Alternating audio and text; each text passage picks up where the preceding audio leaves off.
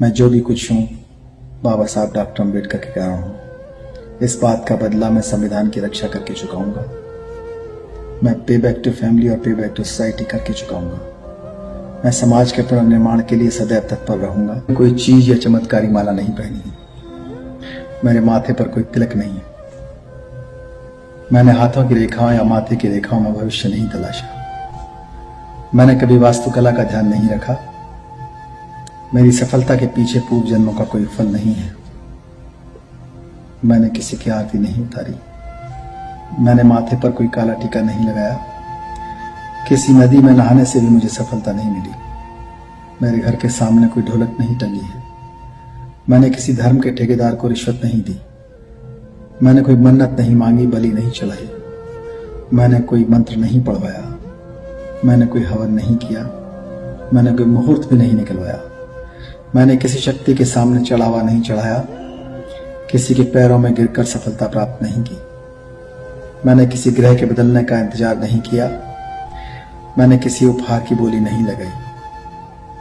मैंने अपने शरीर, मस्तिष्क और व्यवहार पर नियंत्रण रखा। मैंने जीवन में बचपन से ही कड़ी मेहनत की, पढ़ाई की, खूब रुचि और गंभीरता से पढ़ने वाला विद्यार्थी रहा। जब फेल हो गया और अधिक परिश्रम से पढ़ाई की और ध्यान से पढ़ाई की, नई रणनीति तय की, अपना समय प्रबंधन किया, गुरुओं से मार्गदर्शन लिया, माता पिता से प्रेरणा व आशीर्वाद लिया, मित्रों से सहयोग लिया, उधार लिया, सफल लोगों से जलन नहीं की, अपने से अधिक सफल लोगों से मार्गदर्शन लिया, उनकी खासियत देखी, उनकी कमियों को महत्व नहीं दिया।